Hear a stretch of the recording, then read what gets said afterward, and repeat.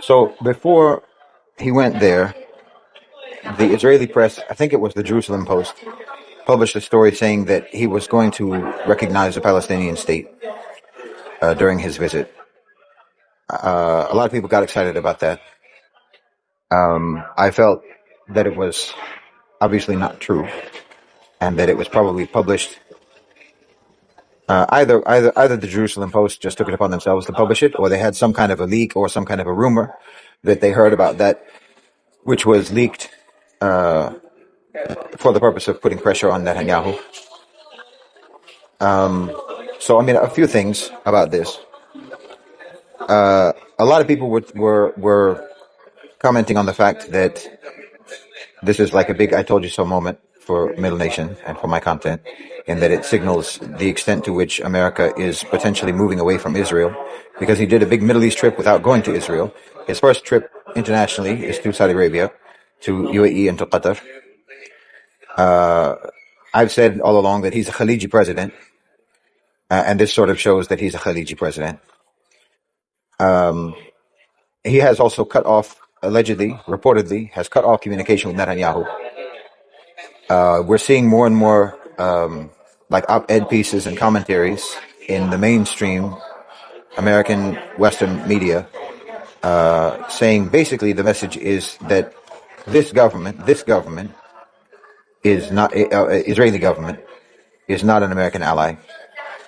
And others talking about, for example, I think it was the Financial Times published one saying that Western silence on Gaza is contemptible and has to end. So there's been signals of what I have been talking about for 2 years now, that America would inevitably and has been trying to cut ties and find a way to cut ties with Israel, and that they're trying to find a way to get rid of Netanyahu, and that Trump is on board with the regional plan that I've talked about many times, the A National OCGFC plan for the region, that is in line with bin Salman's plan for the region, vision for the region, which is, as the most concise way to put it is the way that bin Salman himself put it, which is to say that it's going to be the new Europe, that the Middle East will be the new Europe. So he envisions, bin Salman has talked about his country being developed, obviously the UAE. He has also mentioned Iran being developed, Lebanon, Syria, and so forth. And I have said that this also includes Gaza, it includes Palestine, it includes Israel as an integrated, absorbed entity into that regional plan. Because the A National OCGFC want to see conflicts end. And, obviously a lot of what I've talked about has come to pass. I said that all of the militant groups, the proxy militias and so forth, were going to have to be eliminated. They would be cut off and they would be eliminated. Iran has done that with Hezbollah. Hamas has gotten some degree of that from Qatar. The Ikhwan have gotten it from Qatar and from the UAE, from Turkey, to one extent or another. Iran has, to some extent, also done that with the Houthis, but the Houthis are a different sort of entity in that they are.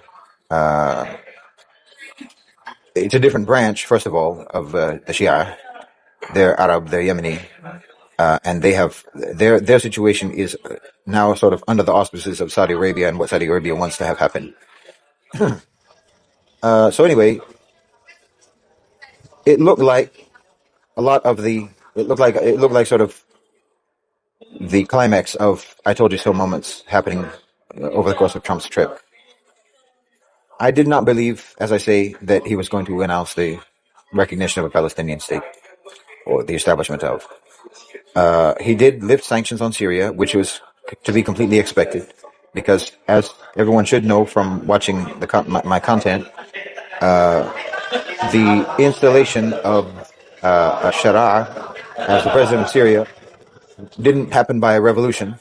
It happened by a consensus of the regional powers. It happened by a consensus of Turkey, UAE, Saudi Arabia, and Iran, and Russia, and the National OCGFC. So everyone wants to invest in Syria. You can't do that when there's sanctions. So everybody wants to invest in Syria. So the lifting of the sanctions is for that reason. Now, then there's the fact that Saudi Arabia allegedly, reportedly has pledged $600 billion investment in America. If you kind of drill down on that, the actual projects that exist where that money is going to go, the numbers don't add up to 600 billion or even close to that. And most of that money has to do with the defense deal that America agreed. And then the other greater portion of that money goes to is Saudi Arabia basically hiring American companies to provide goods and services to Saudi Arabia. It's not really for developing America, infrastructure projects in America. Some of it is for data centers and things like this, but most of it is going to development in Saudi Arabia. I haven't looked into the deal that was made between UAE and America, which is supposed to be $1 trillion or over $1 trillion. Obviously, I think the UAE one they said is over a 10-year period. The Saudi one is obviously also going to be over a period of time, not defined as far as I know. And Qatar also is like close to $1 trillion. Obviously, will also be over a certain period of time. But these are also should be understood as sort of pledges that give Trump something to talk about, because back in, I don't know if it was 2017 or when it was exactly, when he announced a similar number, like $400 billion, I think he announced, of Saudi investment in America back when he was president the first time, and less than 100 million of that actually materialized by the end of by now. Between then and now, only less than 100 million of that actually materialized. So these are numbers. These are just numbers. And as someone said in the chat, this is sort of maybe a maximum estimate of what the projects might cost, as opposed to what's actually going to be used. But anyway, so there's now also a spin on that, which is that from the Ikhwan, from the Muslim Brotherhood, basically types, that the Gulf leaders are rewarding Trump for the genocide in Gaza and just giving him money and rewarding him, which is the typical way that they would view that. Obviously, all of this is soft power. Obviously, all of this represents soft power by the Gulf, financial power, economic power. I can't say that I'm particularly satisfied with the result of this, the outcome of this, or that I'm satisfied with what I know about these agreements and what I know about these deals, which is not, I don't know anything more than what anyone else knows about them. I'm sure there are people who know more about it. That's even publicly available information that I haven't seen yet. But from the publicly available information that I've seen, I'm not particularly happy with this, or satisfied rather, because, for example, it includes also $80 billion coming into Saudi Arabia, investment by Google, Oracle, and Uber. Obviously I understand the logic of doing these deals and gaining economic leverage. And to a certain extent, this is almost it can be a kind of a payoff money to keep America at bay, because America's main leverage tool that they have for gaining any relevance in the region at this point is their ability to disrupt, their ability to destabilize, their ability to spoil everyone's plans. So you kind of want to pay them off for them to not do that. Obviously, I'm not privy to all of the sort of insider information, but it seems to me that you don't have to fear them that much anymore, that you need to do all of this. And you have already significant financial economic leverage over the U.S. And I don't know if you really need to do all of this. And I'm not really seeing you utilizing the leverage that you have. But again, I know that, like, for example, the meeting that he had in Qatar was supposed to be quite short, and it ended up being about 3 times longer than it was expected to be. So you can assume that there were a lot of things being discussed there that no one is ever going to know about. all of which will probably pertain to Gaza. While he was in that meeting, it was reported, while he was in that meeting, I mean, it was reported that this happened. We all know that this happened. Israel bombed the hospital and killed dozens and dozens of people. But that actually coincided with his meeting in Qatar. It took place while he was having the meeting. And at the meeting, they were expecting to announce a hostage release deal, which then, because of what Israel did, they called it off. And I think that Trump can't possibly be pleased about that because he likes being able to make big announcements and show progress being made. So I don't think that there's any question that the relationship between Trump and Netanyahu is terrible and always actually has been terrible, despite what everyone wants to think.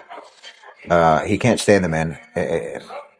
I don't know if there's anyone who can, but I don't think Trump can stand him specifically. And I think that most likely, as I actually tweeted about it, I think that like in all of the meetings, including the meeting in Qatar, there's no discussion about trying to, for example, trying to get Trump on board with the regional plan. He's obviously on board with the regional plan. That's why he has the job that he has, because he's the one to do that. But they're talking logistically of how. And the how here basically has to do with how to get rid of Netanyahu. Now, for all of us on the outside, it looks like it should be extremely easy. Why can't you get rid of this man? You literally overthrow governments all the time. This isn't a new thing for you. You know how to do this. So it's difficult for any of us to understand why this monster is allowed to continue. And he has, I mean, there are at least, I don't know, at least 3 or 4 different ways that you could envision him being removed from office. Obviously, the most satisfying one for any of us would be, well, I won't say that one. What would be the most satisfying way? But the most satisfying legal way would be for him to just literally send in the Navy SEALs or something and grab him and turn him over to the ICC. Obviously, that's never going to happen. But he has the legal cases, and he could be convicted and removed from office on the basis of the legal cases, and then go to jail within Israel. Yeah, the legal cases in Israel, be removed from office, and be put in jail in Israel, which would, spare him from being sent to the ICC. They could be trying to make a deal with him for asylum of some sort, potentially Azerbaijan, to send him to Azerbaijan or somewhere. I think it would be difficult. I don't think he would be safe if he went to America, to be honest. His cabinet can fall apart, and he will lose, and then they have to have elections. So, then also obviously the intelligence and the military themselves could cease cooperating with him and completely isolate him and block him, potentially functionally overthrowing him. Also highly unlikely. Not impossible, but unlikely. So I think that they're probably trying to work out the details of how to get rid of him. I don't think anybody wants him there now. But then I just saw a statement by Trump saying, still after this meeting, after all of these meetings in the Gulf, still talking about America should take Gaza and turn it into a freedom zone, or some words to this effect. So he hasn't actually changed his rhetoric after all of these meetings, which is a failure, in my view, on the part of the Gulf governments. I know that you were talking to him about Gaza. I know that you were talking to him about a Palestinian state. I know that you're talking to him about at least recognition of a Palestinian state in the United Nations. And I know that you were talking to him about the Arab peace plan and normalization with Israel by Saudi Arabia coming on the condition of the establishment of a Palestinian state, or at least the establishment of a reliable, irreversible track towards a Palestinian state. I still think all of those things will happen. But I'm frankly not satisfied with the extent of the pressure that you're putting. And you are insisting upon a sort of a carrot approach rather than a stick approach. And I think that I have always understood that approach. I don't know to what extent you still need to do that. But that's literally, I don't know. They know better what the situation is, what all of the circumstances are, what complicated issues there are that I'm not privy to. But I don't think that I will say that it is certainly progressing as I have talked about, which is that Israel is being essentially surrounded by a Gulf stewarded sphere of influence, and it will be absorbed at a certain point. And I think that they're not, from a very sort of cold blooded, unemotional point of view, all of the destruction that's taking place is a reconstruction opportunity, and it only increases the weakness of Israel. It further undermines their own bargaining position, their own legitimacy, obviously, and their own neediness. And it's important to remember that Trump's approach to the world and Trump's approach to politics and Trump's approach to diplomacy is entirely 100% transactional. In that scenario, Israel has nothing to offer Trump. They have nothing to transact except for, we can ruin your plans. Netanyahu has said, maybe we need to start weaning ourselves off of America's, our dependence on America. Okay, but this is true. This is true, and I think that they want him to get that signal, because you're going to need a new daddy, and that daddy is in Riyadh and in Dubai, in Abu Dhabi.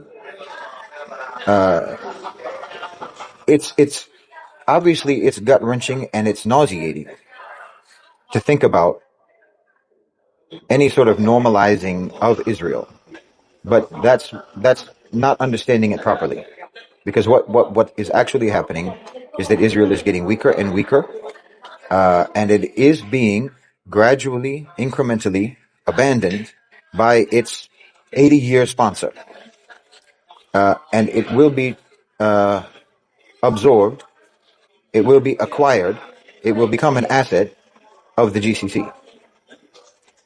And this is one of the reasons why I'm not that comfortable with also some of the deals, because I would really prefer that you're not doing these deals with America. I understand making investment in America, FDI into America, as a way of, as I've described it many times, FDI is a syringe that extracts more than it pumps in. So, like, for example, if you're talking about $1.4 trillion investment, you're going to get back from that close to $2 trillion of American money that's now funneling out of that country. So it's a reversal in the historical flow of wealth. It's flowing back out from the so-called global north into the global south. It's flowing out from America, flowing out from the west into the Middle East, into the Gulf, which is nice. But like I said, a lot of these deals are actually for the development of Saudi Arabia, and I would rather American companies not be involved in that. You have Chinese companies, there are Russians, you have Turkish companies, there are many other options. But like I said, they're doing trade-offs, and they're in a minefield, having to navigate the minefield. They need to keep the dogs on the leash, Yeah. This could be the way they know how to keep dogs, wild dogs, on a leash. But you really have to understand how dangerous it is for you. Yes. And I know that they're much smarter than me, and they know what they're doing. Clearly, they're extremely cunning, extremely savvy, and I'm sure that they know what they're doing. But this is where I have some sympathy for people who say they don't trust the Gulf leaders. And for me, it's not a matter of, I think that they have bad intentions. It's that I don't think that they are primarily driven by moral intentions. And it's actually very important in this day and age, in this transition period, for your moral, your principled, your convictions to actually be at the forefront of your decision making. And I think that's very much shown by Ibrahim Traore. For one thing, you will have all your people behind you. And for another thing, you won't be in as much danger of being co-opted by extremely diabolical institutions from the West that will find their way into your security and intelligence apparatus into your infrastructure development and so forth, into controlling your smart cities and what that you want to build. You don't need them anywhere near that. It's not a good idea. You're doing it for for reasons that I understand, but I hope you also understand the risks, and I hope that you are putting in your agreements, in the contractual agreements that you're making with them, sufficient protections, and to also ensure that there is transfer of technology, transfer of knowledge, and so forth for your own people. You don't want to. You don't want to now become dependent upon these companies, upon these American Western companies. So there's positives and negatives in my view from this trip. Some of it is definitely I told you so moments, but there's also a good deal of it which is I'm not comfortable with. You have organized attempts against Ibrahim Traore. You organized an attempt against Erdogan. We know your history with that. And I don't doubt for a moment that you would like to be rid of Netanyahu. And I'm not even saying that you have to assassinate the man, but it's very difficult for anyone to believe that you can't remove him from power. Yeah. What are the complications there? I can't say that I understand it. All I can assume is that he is continuing to serve a function, and the only function that he is serving is to maybe in your view, just like in my view, I feel like the Gulf has already done enough buttering up and greasing the palms of the West. In my opinion, you've done enough of that. You have already achieved sufficient autonomy to do what you want, that you don't actually have to do this anymore. But again, that's based on my own lack of any insider information. But you clearly feel that that's not the case. You clearly feel that you still have to do this. And I assume that you must be correct in that because you have information I don't have. And so also, I can only assume the same in the converse of that continues to be true about Netanyahu, that he continues to serve a function, which is that Israel isn't weak enough yet, Right. that they haven't devastated their economy enough yet, they haven't lost global credibility enough yet, they haven't created enough opportunities for reconstruction yet. I don't know. This is also what I'm saying. We're dealing with people across the board for whom, in my opinion, their morals and their principles are not at the forefront of their thinking. It's there, but it's not at the forefront of their thinking. You know, and I think that we are entering a time when it's going to become increasingly important for that to not be the case. You really do have to put your morality and your principles at the forefront. That doesn't mean don't be realistic politically. That doesn't mean, don't compromise and don't do trade-offs. But it should be, I think it should have a greater role in your decision making. Because also, I mean, the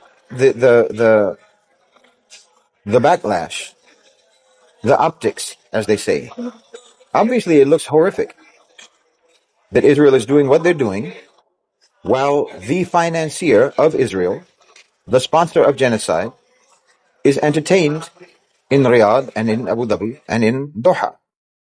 The optics of that are horrifically bad. It makes it very difficult because now, in order for me to explain to anyone why it's not the way you think, I have to go into, I have to launch a course on what investing means politically, the political ramifications and repercussions of investment. So it becomes a very complex thing to try to explain why it's actually not. It's why what's happening is actually the opposite of what you think. You know, and okay, you can say it doesn't matter because the people who don't understand. But that's most of us. That's most people. That's most people in the Muslim world. That's most people in the Arab world. You know, and that's most of the Muslims. That's most of 2 billion people don't understand these complexities. And what we see looks really bad. It looks really bad. And our opinion should matter more to you. I'm not saying it should be the only thing that matters to you, but it should matter more to you. If you want to if you want to be, and you should want to be like Ibrahim Traore, you should want to be like Ibrahim Traore. That man is loved by his people because he loves his people. He loves his people and they love him and they are a fortress for him. They are protection for him. And he's a protection for them. And that's the relationship that it should exist. between the leaders and the people. Even though, okay, bin Salman is not the leader of the Muslims. Bin Zayed isn't the leader of the Muslims. But you could be. You could be. And that would be a lot better for you than thinking small and not caring about how we feel. You know? Again, I know it's a very complicated thing to explain, and you also might not want to necessarily disclose all of that. That's what you're doing. That what's happening is a silent takeover. It's a silent transfer of authority and power and sovereignty in the Middle East from the U.S. to the GCC, and the creation of a collective sovereignty between the GCC and Turkey, and to a certain extent, obviously China and Russia. But explain it a little bit, at least. Explain it a little bit. I'm inclined to have a little bit of sympathy, only because, like, in terms of media information that I'm interacting with, I've been seeing Faisal's videos of old, Yeah. He was out in the forefront, Yeah. saying what he thinks, Yeah. and what the populace thought and still thinks now, But he was, what happened to him? Yeah. I think it's. But it's a different age. This is why I'm saying, in my opinion, you don't have to do this. You don't have to be as careful as you're being. But of course, again, I could be wrong. You know what I don't know. You have information that I don't have. But from what I can see, America is in an extremely weak position, and is very much interested in transferring authority in the Middle East to you. And the A National OCGFC absolutely have the entirety of the West in their pocket. And the A National OCGFC are on board with this plan. So I'm not sure why you still feel that you have to be so careful. But as I say, you might know more than I do. But it's overall dissatisfying to me, even though the last several days have been full of ITYS, I told you so moments. It's overall dissatisfying. I shouldn't say that. I should say I don't know the terms and conditions of these agreements.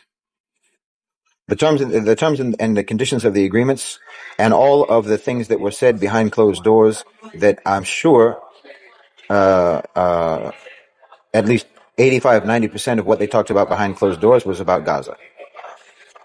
But we have to see how it turns out. We have to see how it develops.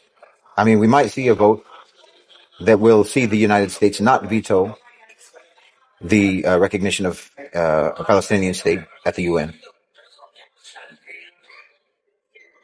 And Saudi Arabia has never budged on their conditions for normalization.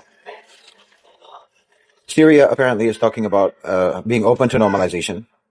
I think that there's going to be a lot of people who are going to be shocked, absolutely shocked, at the extent to which Iran is open to normalization. That will be coming soon. That will be inside of the Trump administration. Normalization deal with Iran.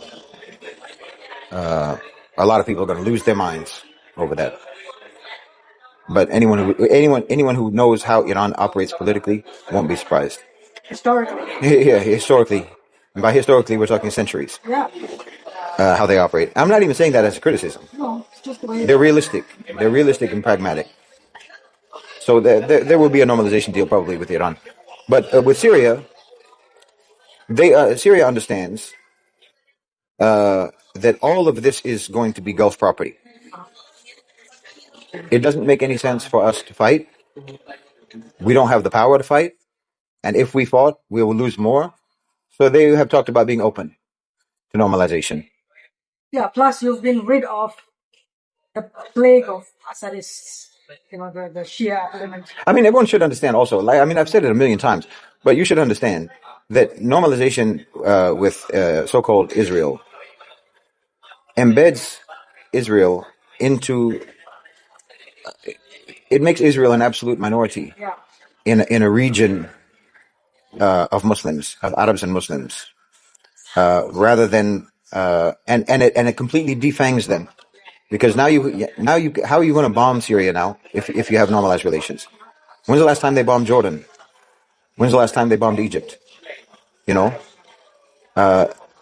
If a national OCGFC investment starts to pour into Syria, UAE investment already is, Saudi Arabia investment already is, Syria will become untouchable. And not only will it be untouchable because there's no reason, if there's normalization, but also because the repercussions would be too great. Because Israel is going to become increasingly dependent upon Gulf money. So, I mean, there's nothing, you have a knee-jerk reaction to the word normalization. But it's defanging of Israel. I don't expect them to portray it that way. But anyway, how they're going to get rid of Netanyahu, I don't know. But I don't think that Netanyahu is doing anything to secure his job. Everything that he's doing, every move that he's made, just since Trump came to office, is decreasing his job security. But it's just a question of how. I don't know why it's so difficult, to be honest. I really don't. But that's again because I don't know the extent to which you all, the people who are in power, the people who are making the decisions, have determined that he's still serving a useful function. But in terms of the idea of like that he's going that Trump is a Zionist and that they're going to take over Gaza, take over the West Bank, take over Syria, this is nonsense. Obviously, this is obvious nonsense. Again, going back to the deals, to the trade deals or the investment deals, we will probably never see what the terms and conditions are of these agreements. But you should at least be putting some terms and conditions in those agreements that protect you, protect your country, protect your workforce, protect your development, protect your society and protect your sovereignty from a lot of the risks that are there if you don't put the protections there. There's a lot of risks in dealing with these American companies. And BlackRock is not going to be on your side in that regard. That's why you have to be really careful, because your partner, your friend BlackRock, is going to try to gain power over you, not by armies and invasions, but by the terms and conditions that you put in contracts. That's how they will take over your country and take your sovereignty away, take your fledgling sovereignty away through the terms and conditions of contracts.